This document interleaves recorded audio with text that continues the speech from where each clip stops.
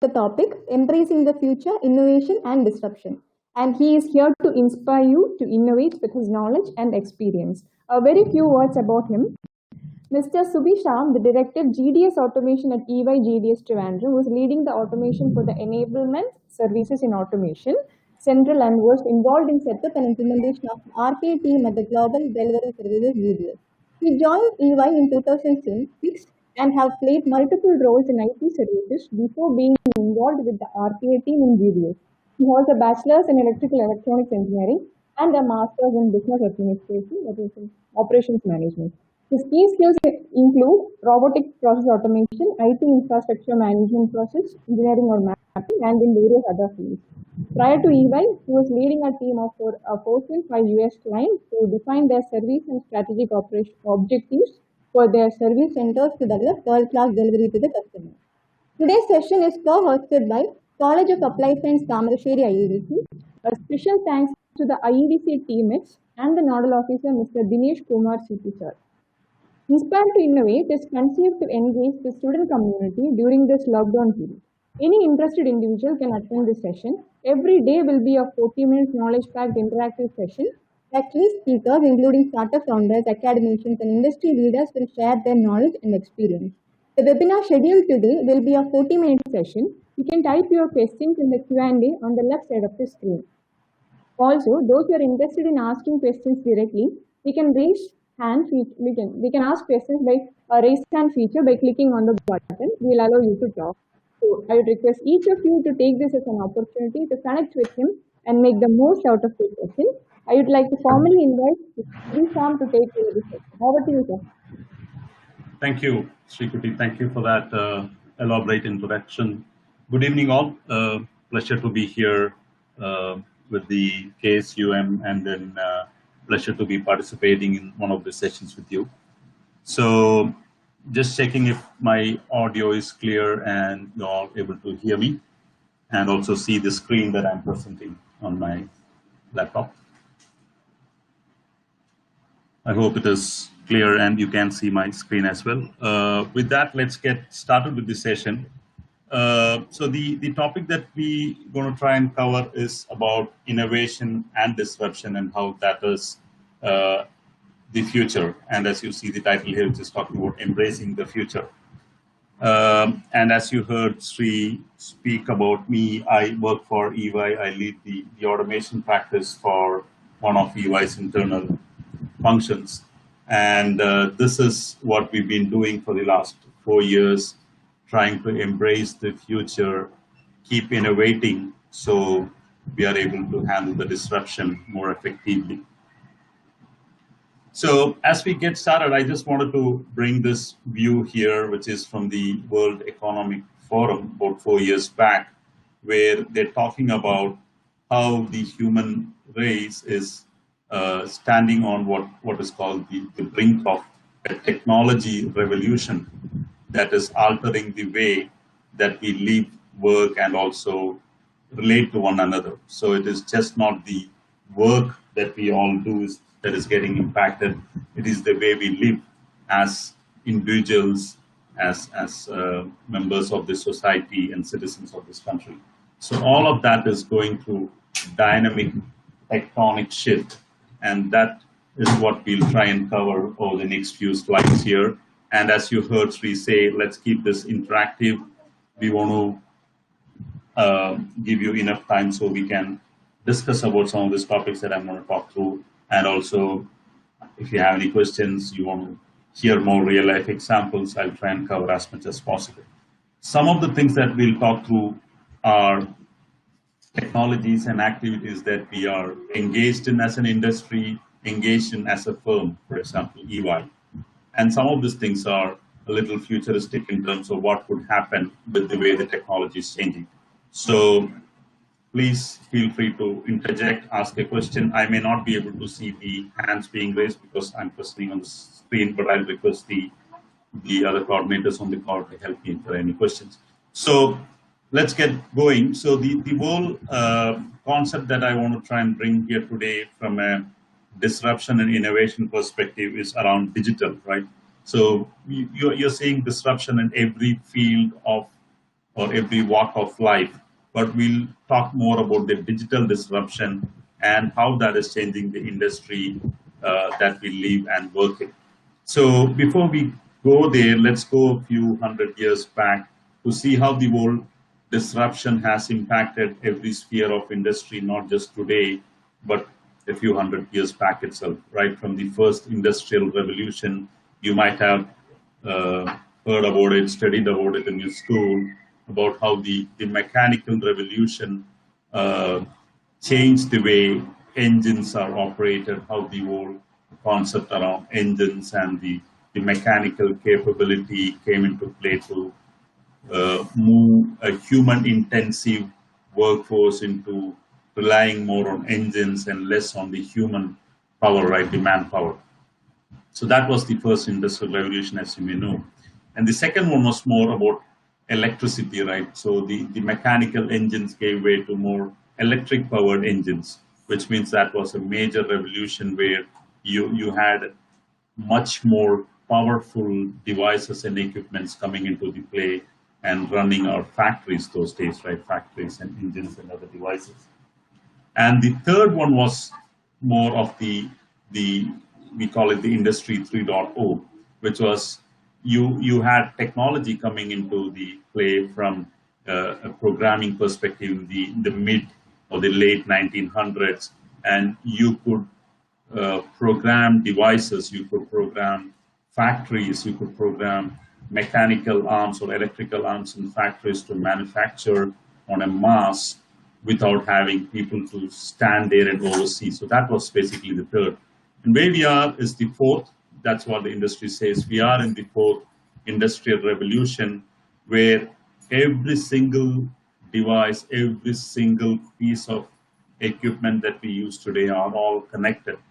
We cannot think about having a device that is no longer connected in our systems, right? So that's where we are going to, you're going to see that invade.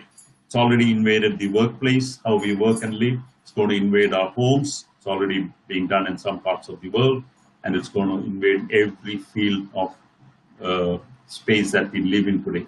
So that is the fourth industrial revolution, and we are at a moment, some of you as working professionals, some of you as students, you are at a moment where you're going to see that unfold in front of your eyes. So there are some statistics that you see here, right? The unprecedented pace, as they say, for a new technology to reach 50 million users, right?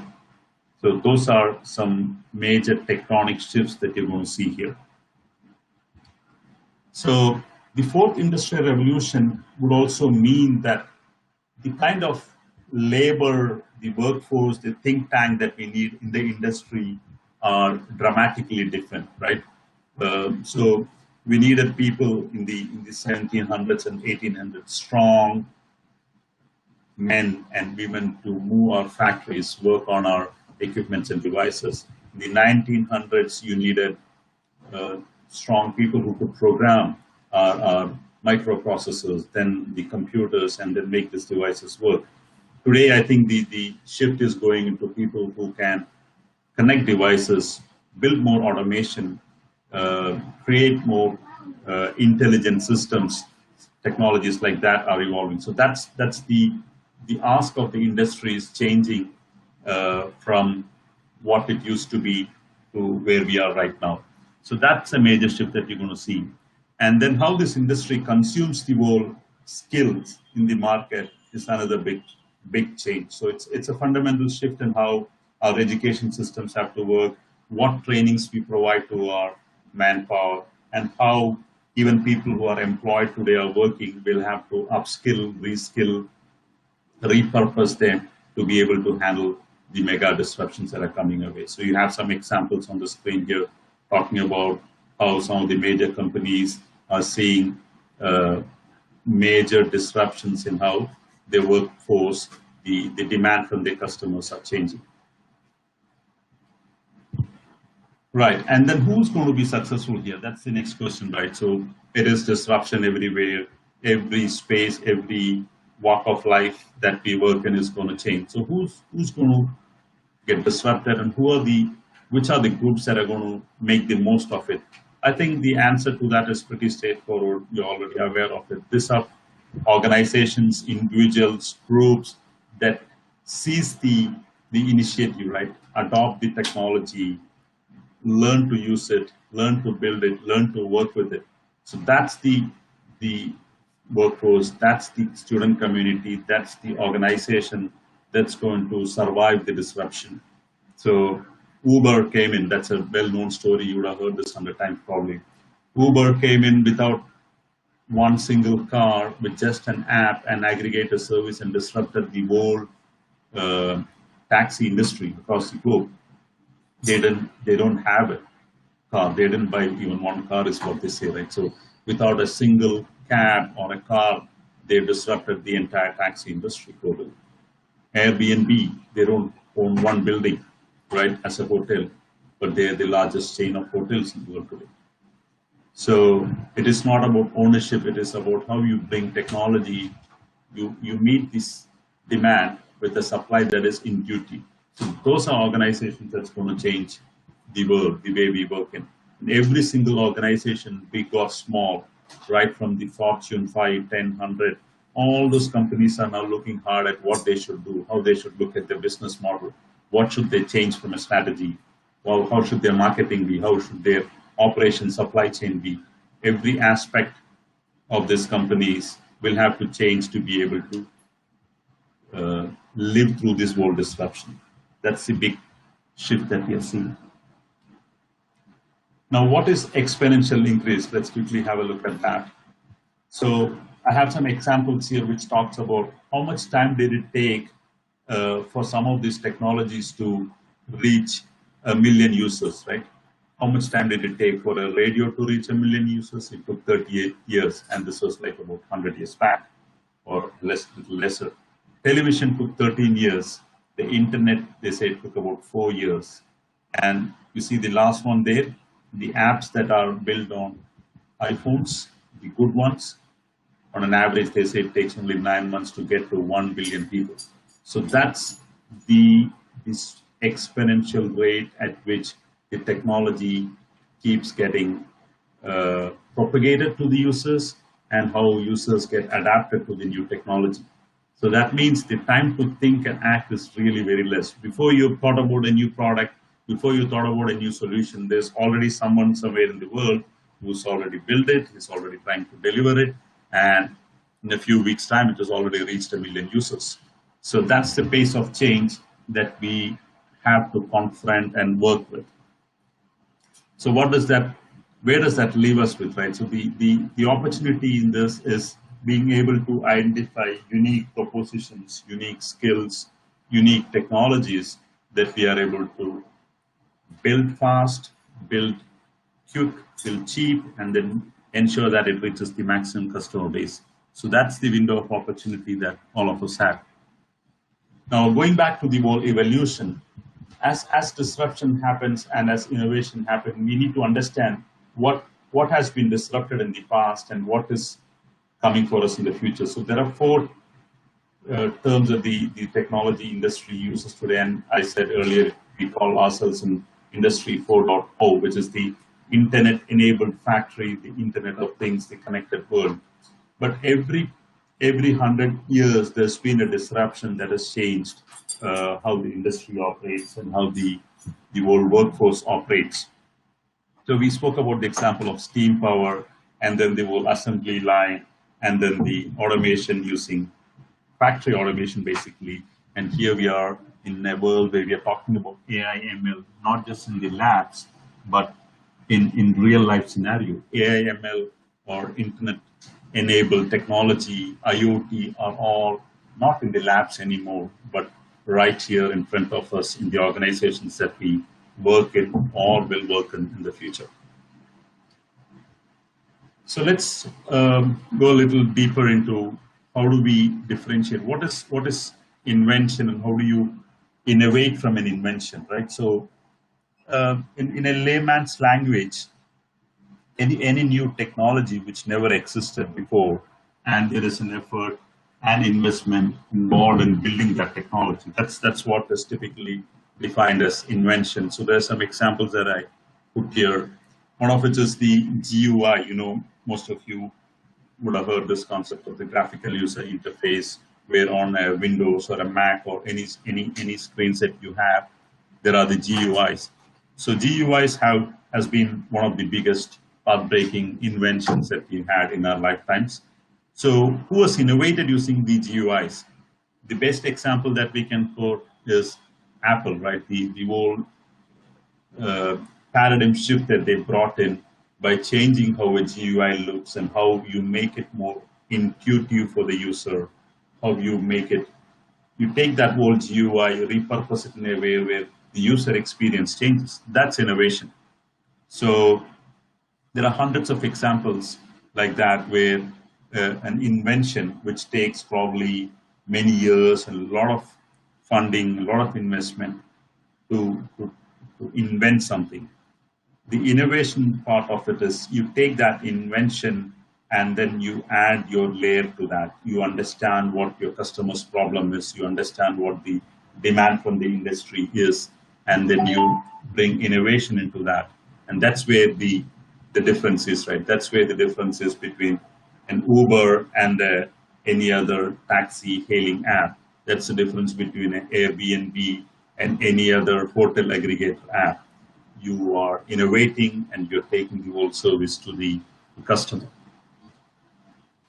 So we kind of classified what the different kinds of innovations are. So in every sphere, whether you're studying in a college today or you're working somewhere, you're leading a team, or any sphere of life you are in, there are 4 different kinds of innovation that we see there, right? So there are the small things that happen, right? The incremental kind of innovation. There's something that we're doing today, you kind of continuously keep improvising on it.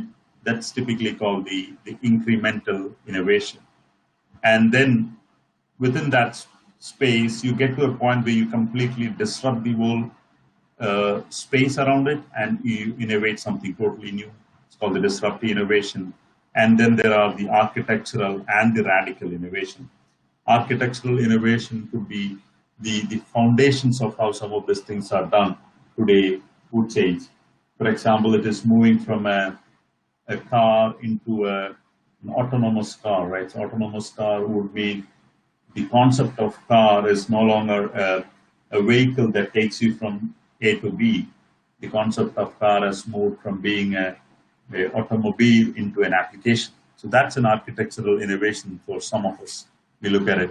So it is no longer a car, it is an application. The application is intuitive, it can talk to you, it can do multiple things, and it can also take you from one place to another. So those are innovations that come into the space, and we're seeing more of those innovations happening today in the industry. So that's how broadly we classified what innovation is and how innovation is helping us. So as students, as entrepreneurs, as future entrepreneurs, let's take a few moments to figure out why should we innovate and how is that we will innovate, right? So there are many ways of doing that. As a student, you can always look at a current way of doing things, right?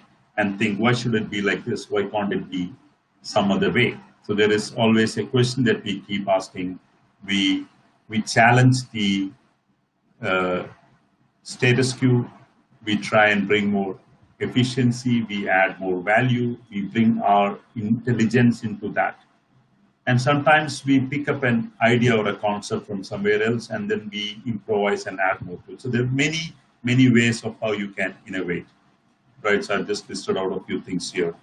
And how does that help us eventually? Many reasons here. So we have some examples of productivity, reduces the cost, it makes you more competitive. The brand value of what you're doing changes, brings in more partnership and relationship. There's more turnover and there's more profitability eventually for the businesses. So those are some hows and the benefits. But let's figure out what happens if you don't innovate. Let's assume a 100-year organization which has not changed, which has not done anything at all. Do you think it will still exist? Absolutely no, right? In the way the world is operating today, And if you look at the Fortune 100 list of companies, the analysis says that every 30 years, 40 years, there's a huge change in the number of companies who drop off the Fortune 100 and the new ones that come in. But if you look at the last 15 to 20 years, that change has been even more dramatic. You've seen quite a lot of new companies come in, and quite a lot of old ones drop off that list. And many existing organizations don't stay in the Fortune 100 for too long. They keep dropping off because there's someone new who's coming and challenging and getting their place. So the risk of not innovating is the very famous Kodak story. I'm sure all of you have heard that story about how Kodak first figured out the concept of digital cameras, digital photography, and never pursued that and let it be. And then in the next decade or so, they were literally wiped off. From being the leader in the photography industry, they did not even exist, right? So that is the risk of not innovating. We lose our market share, there's fall in productivity, and eventually run out of business. So every organization, every individual will have to innovate if they have to be relevant and stay in the marketplace. So it's not an option anymore, it is a necessity. So just to summarize this, this is what I said is the only way to stay relevant and competitive is to adapt and keep innovating. And innovation doesn't mean just something breakthrough. You don't have to build an autonomous car. You don't have to build something dramatic. Innovation would be incremental also, keep improvising upon what is already there and bring more value.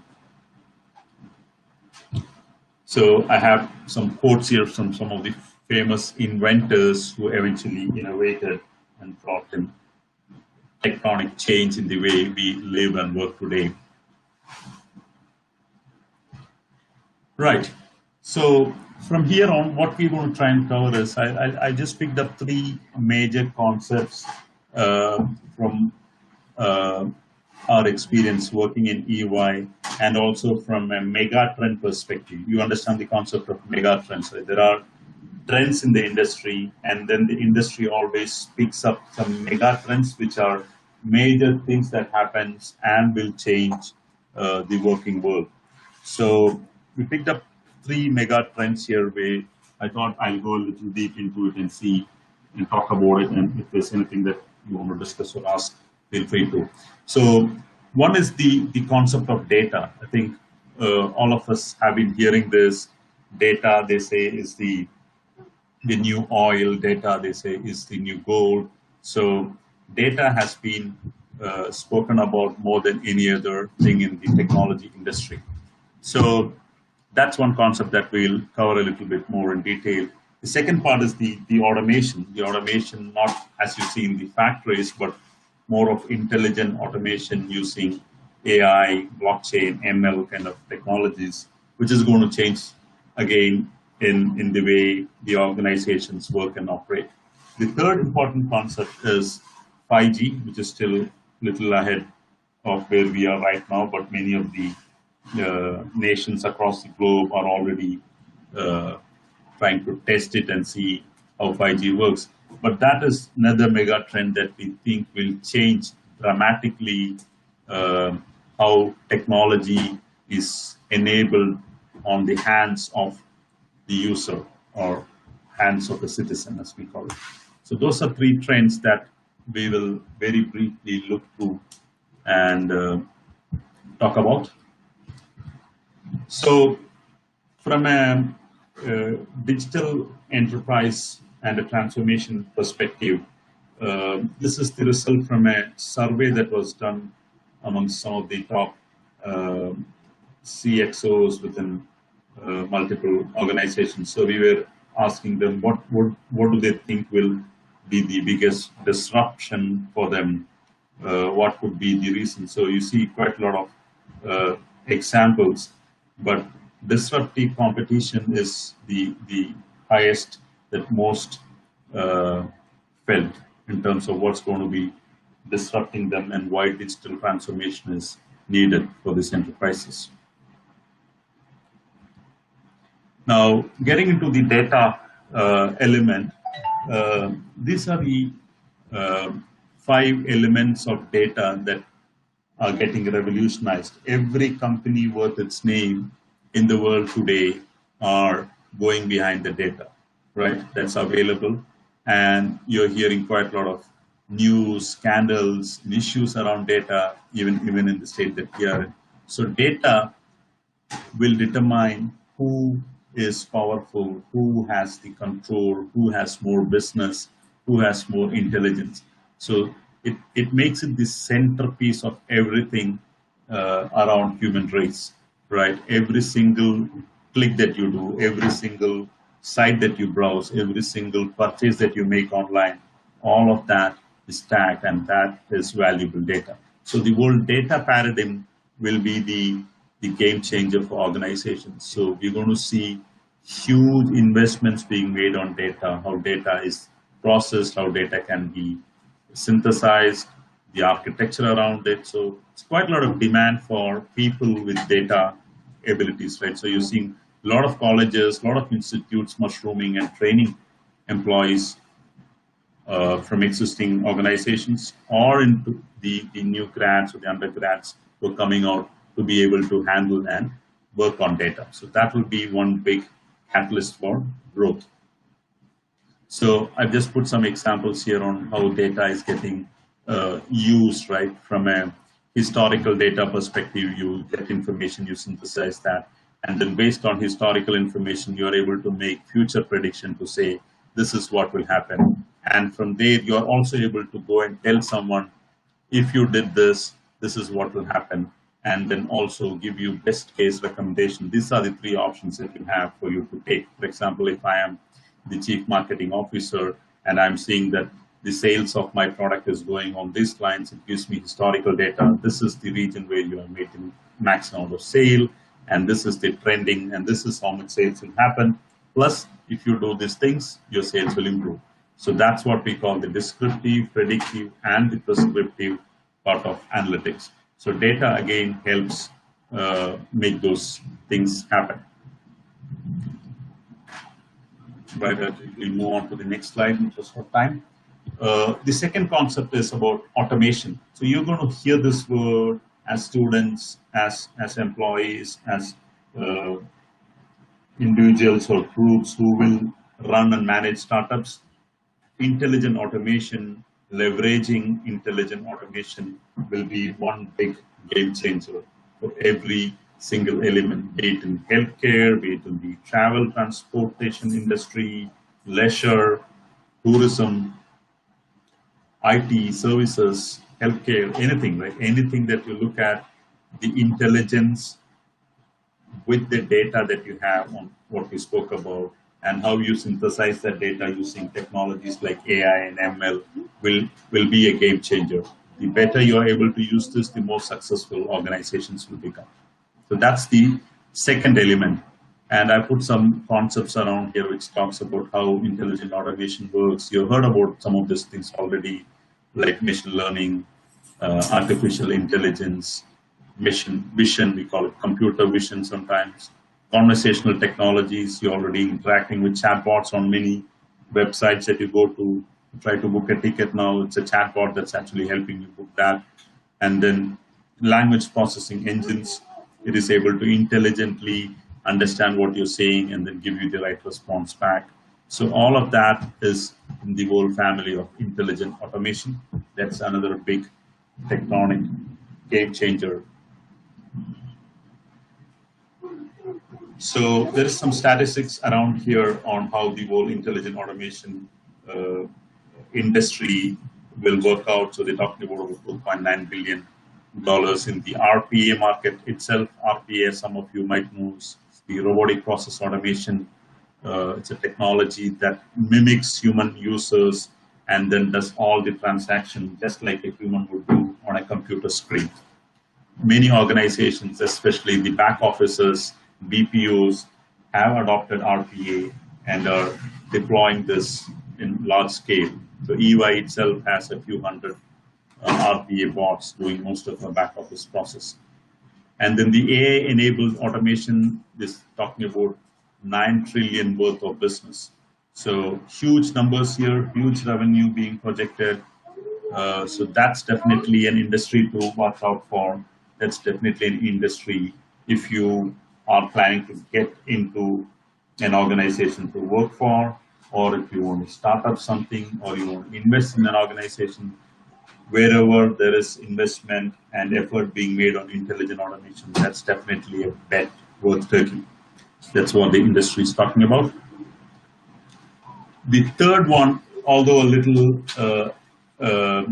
premature at this stage for India, but there are already organizations talking about 5G, trying to test it out, or setting up the whole infrastructure for 5G to work, right? So I have some comparisons here on the data speed. Most of us have 4G enabled devices now on our phones, on laptops and other devices that we carry with us.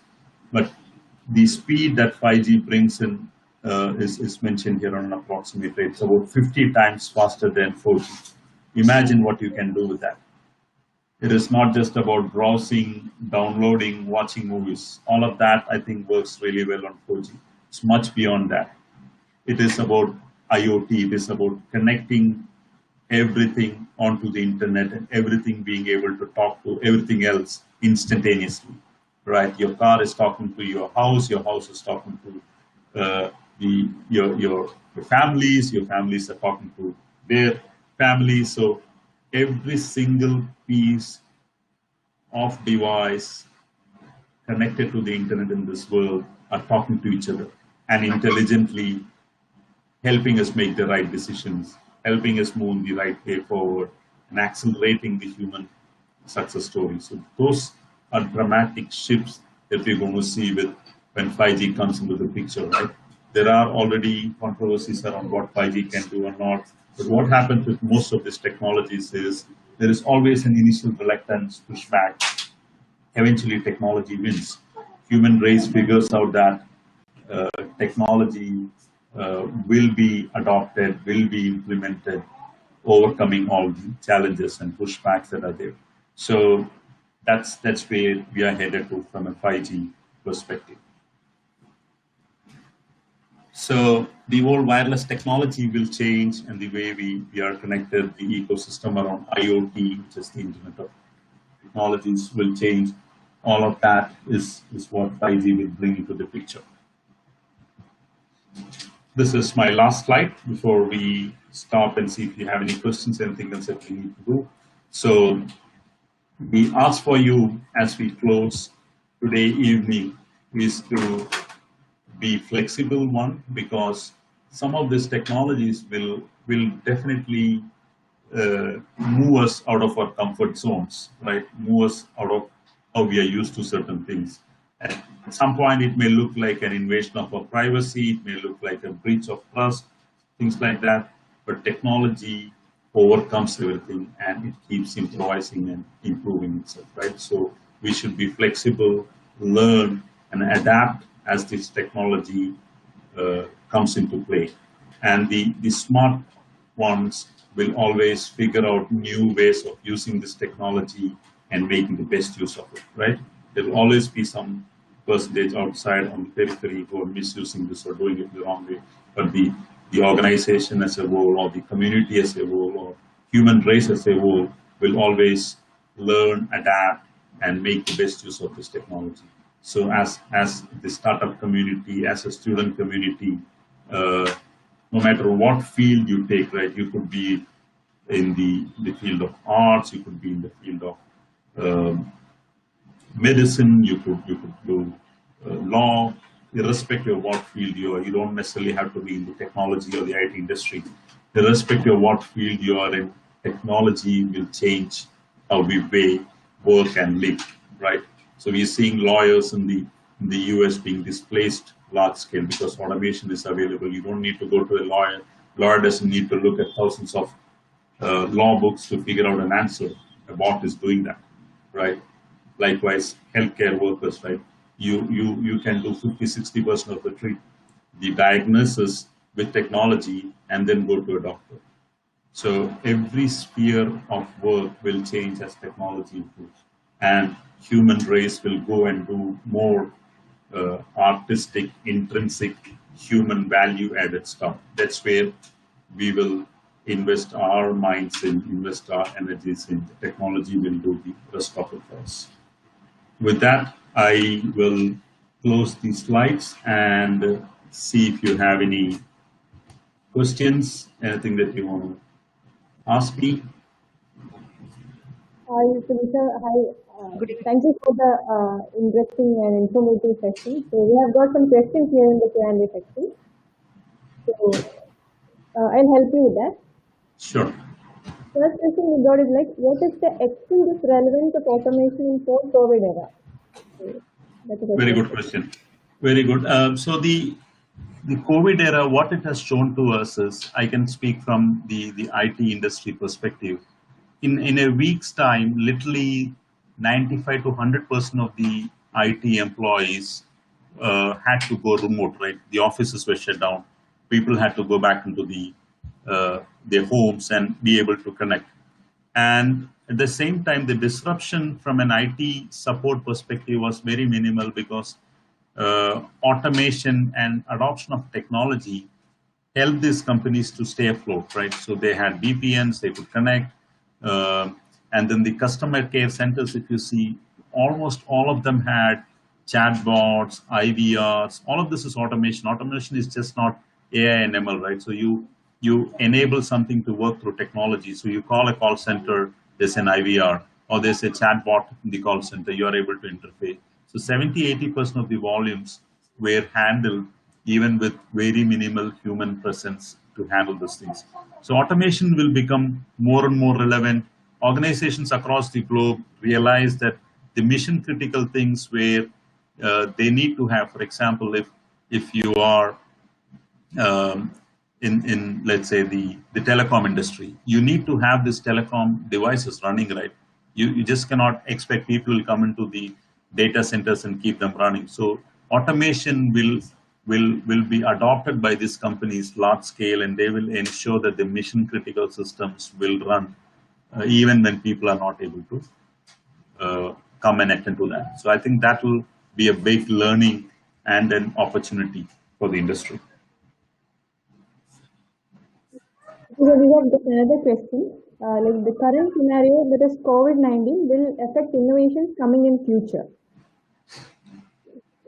Definitely, I think COVID-19 or this current disruption will be. I think it will be like this, right? Human race will see our lives before COVID-19 and after COVID-19. So the innovation, the next couple of years, I think the focus will be mostly on healthcare, pandemic, and how to handle the whole thing.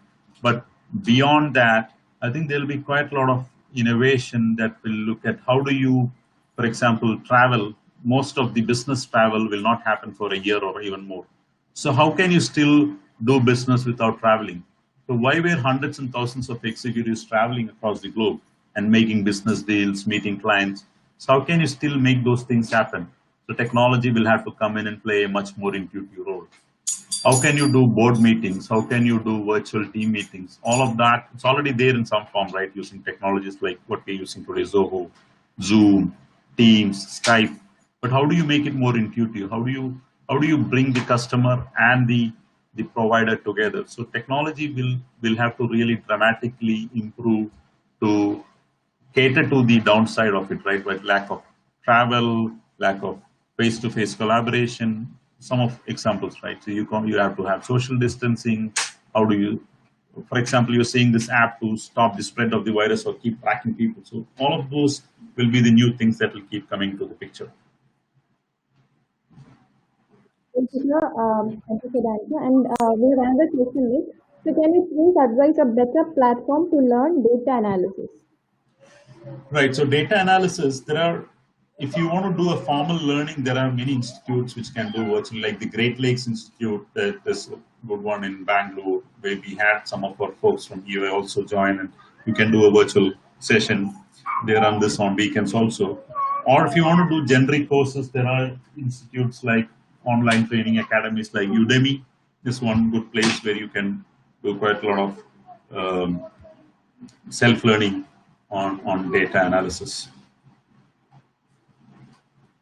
Okay, another question is like, it sounds interesting. We have found there are lots of examples of old organizations exist like of 100 and more than 100 years in many countries like Japan to follow general rules of simplified business and doing well. So what do you think about the reason behind it? And even those companies are not using disruptive technology like AI, IoT or emerging tech. So, yeah, you're right. So, so it is not that 100% all the organizations will get disrupted or will wind shop. So we still go to the big malls, but there are this roadside shops that still sell many things, right? Will they all go out of business? May not be. Will they survive for the next 100 years? You never know. So it's difficult to predict, right? What will people do? How many of us buy the stuff from Amazon or Flipkart, right? Look at the list of things that you buy today and check with our parents, where would they go and buy these things, right? Most of the youngsters these days buy all electronic devices online, right? Whereas our elder brothers or our uncles or parents would have gone to a shop, would have had a look at those devices, played around with it, and we would have bought that. That's a change in mindset, right? So it is not just the organizations, the consumer, the customer is changing. As we get the younger and younger customers, their way of consuming the services changes dramatically. So those two will determine how these old organizations will stay, how long will they continue to be successful. We're getting more questions. So what I can do is I can consolidate all the questions and I can share it with you. So you can read the answers and we'll be publishing that in our website. Okay. Absolutely. Thank you very much. I think it's been a really interesting set of questions. Happy to answer any more if you have. Thank you all for your time joining on a Sunday evening. Thank you for your participation. Thank you, Sri, for organizing the whole event. Thank you for the wonderful session, sir, on the topic embracing the future, innovation and disruption. So you'll be explaining technology, passing the business growth, industry evolution, sharing innovations, or bringing innovations into product process, etc. So you have detailed explained about the power of data visualization, data engineering, management, science and architecture. So I think all the attendees have got a clear picture about innovation and disruption of your idea. Thank you so much for the great informative and interesting session. Thank you for joining. And a special thanks to Vinegar also for the support and encouragement mentioning also. Thank you so much. Thank you all. So to all the attendees, tomorrow we have a webinar at 5 o'clock. So we'll meet you right at 5 o'clock. So joining the session. Meet you all tomorrow. Thank you.